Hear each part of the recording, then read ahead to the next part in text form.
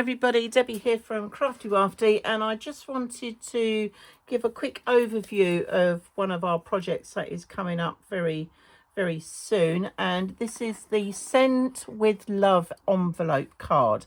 And as you can see here, I've got two different varieties, I suppose, or different types of cards that I've made. One I've made, well, both of these have been made with scraps of paper and stuff that I had, and ephemera and bits. So this one was made with 49er Market with a kaleidoscope collection, where I had a lot of the laser cuts and that left over, so I've made it with that one. And this one was the 49er Market summer porch range that I had a few bits and pieces left over.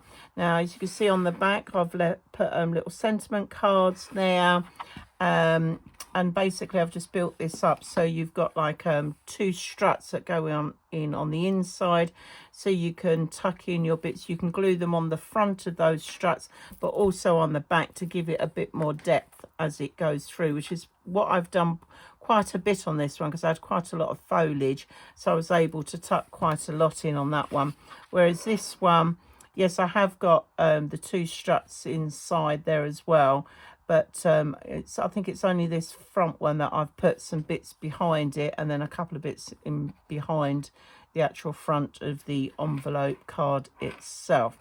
But there we go. So do look out for the event. If you want to download the cutting and scoring instructions, they will be available on our website, craftywafty.co.uk. And the other thing I wanted to mention is that this one is made out of one sheet of 12 by 12 card. Okay, this one was made out of an A4 sheet of card with just a couple of scraps that I had to make the struts, hence why you've got the subtle difference between the height of each card. But there we go. So the 12 by 12, you would get all of it cut out ready to make your base card. The A4, it will be a little bit shorter, and you might just need some strips to use, like some scrap strips to use to do your struts and that inside. Okay, so look forward to seeing you all soon. Take care. Bye.